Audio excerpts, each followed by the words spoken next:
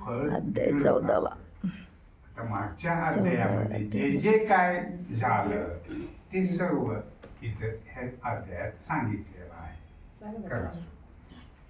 श्री गणेशाय नमः. जय सावता सूरवर्या सकल शास्त्रज्ञान अध्वर्या अक्रियेच्या साधिल्या कार्या श्रेष्ठ दर्या अभंगा हजारो करुणी व्यापार परितू असावे निर्व्यापार मुक्तासणी श्रेष्ठ थोर सर्व काळ तुझाची द्वैत रूपे जगी वर्तसी तरी द्वैत लागे तर पायाशी वेद तुझ्या पूर्णत्वे पोसी अभेद भक्तीसी सर्वदा कैवल्यावरील थोर जोर तुझे विषय सेवण प्रकार देव भक्त पूर्ण एकसार चिरुणी उदर दाविले आठव विसरा सहित पूर्ण बोध रूप दीक्षांत अनुपस्थिती वर्तनरीत वेदशास्त्रागम्य तू बोलसी तो विधी असे स्वैर वर्तन समाधी असे मोक्ष बैठकीवरी बसला असे परिपूर्ण खंडा तुझी स्तुती होते निंदा निंदा स्तुती सर्वदा स्तुती स्तोत्राविरहित अगाधा ज्ञानरूप निशंकलंका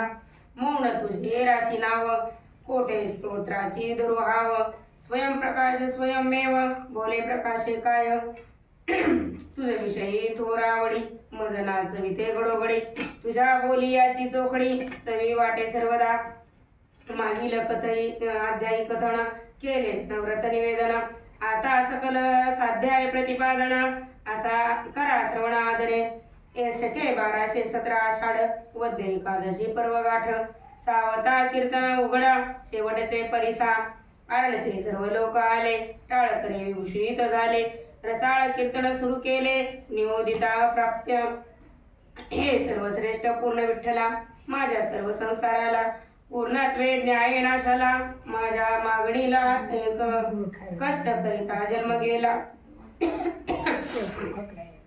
कष्ट करिता जन्म गेला तुझा विसर पडला मोक्षपद देवणी मजला संतान करी तुझ्या ज्ञानमाना रहित मुक्ती भुक्तीची तेथे अंत हीण याती महती विरहित तेथे मजलाने नाम साधन श्रेष्ठ सार कळी काळावरी होय जोर देव कीर्तने भेटे थोर लाभे अपार तव भक्ती जपत पारहित सार तुझे नाम श्रेष्ठ थोर जपता तुटे जन्मबंध सार पूर्ण सार तुची पै तुमची धर्म कीर्तने केली ती सकळ सिद्धी गेली उपनिषद भंग खोली केली जणी प्रगटा हरिवा कामाजी वारले लोकसंग्रह कार्य झाले साधक मुमुक्षेने हित साधिले थोर झाले समाधान साधक मुमुक्षेने हित साधिले. कोणी हित साधलं? जे हे यांच्या सानिध्यात आले भक्तगण. कारण भक्तीचा मळा फुलवण्याचं पिकवण्याचं ह्यांच्या जीवनाचं ध्येय परमात्मेनं निश्चित केलेलं असतं आणि ते घडावं म्हणून ह्यांनी जीवनभर कार्य केलेलं असतं आणि ते चोखपणे हे कार्य ह्यांनी बजावलेलं असतं. जेही मोक्षमार्गावर आणता येते ते सर्व मोक्षमार्गाच्या वाटेवर आणले, सर्वांना भक्तीला मार्गाला लावलं आणि अनेकांना मोक्षाचा मार्ग प्रशस्त करून दिला. हे कार्य त्यांनी पार पाडलं म्हणून आता ह्यांना परतीचे वेध लागलेले असतात.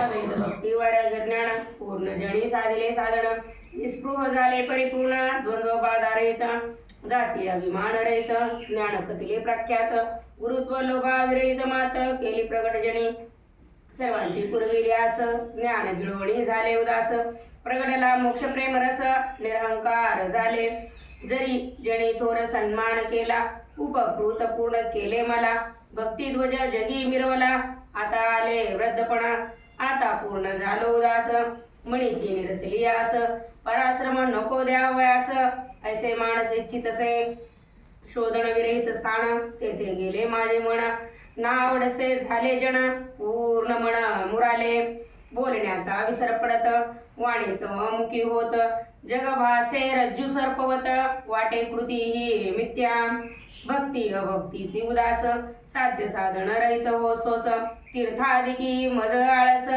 जगभा सदिसतसे संकटपूर्ण हा संसार कीर्तने झालो शुद्ध थोर सोहळे झाले त्रिभुवन समग्र ब्रह्मपूर गाठिले जणिया सोने कांत लाभला जणिया सोने कांत लाभला भक्ती प्रेमाचा सुकाळ झाला पूर्ण ठेवा प्राप्त झाला ब्रह्मादिका अगम्य ब्रह्मादिका अगम्य असा पूर्ण ठेवा प्राप्त झाला कुणाला? संतांना. या की संत हे तुमच्या आमच्यामध्ये असून सुद्धा आणि संसारी ग्रस्त आश्रमात असून सुद्धा याच्यात अडकत नाही. ह्या संसाराच्या मोहपाशापासून ते नित्य मुक्त असतात आणि म्हणून त्यांना ह्या संसाराचंच नव्हं तर जन्म मरणाचं सुद्धा बंधन लागू होत नाही. परमात्म्याच्या आज्ञेने येतात, जे कृत्य जे काम आपल्यावर सोपवलं ते करतात आणि स्वेच्छेनं देह ठेवून निघून जात असतात. आणि ह्या सर्व संसारात असून सुद्धा अलिप्त असतात. ते का? सतत ध्यान चिंतन मनन परमात्माचं असतं. म्हणून आपल्यामध्ये असले तरी आपणाला कळत नाही की त्यांचं मन कुठं आहे. ते का? त्यांचं मन परमात्म्यात रमलेलं असतं, परमात्म्याच्या जवळ असतं, नामस्मरणात गुंतलेलं असतं. मनामध्ये अजपात जप ज्याला म्हणतात. आता आपल्यापैकी अनेकांना माहीत नसेल अजपात जप कशाला म्हणतात ते. तर तुम्ही ज्या वेळेला जप करत राहता आणि एवढा जप केला, एवढा नित्यनेमानं पाळला, तर पुढं चालून हळूहळू काही वर्षानंतर, कारण आपण कलियुगी दुनिया आहे, आपणाला लगेच 2 दिवसात ती परिस्थिती ती पायरी गाठता येत नसते. अनेक वर्षानंतर मग आपणाला त्या पायरी पोचता येतं की आपल्या हातात जपमाळ नाही, आपण आसन टाकून बसलेलो नाही, कुठं आपल्या वाकड्यावर बसलो, बस स्टँडमध्ये बसची वाट बघायलो, पण तुमच्या मनोमन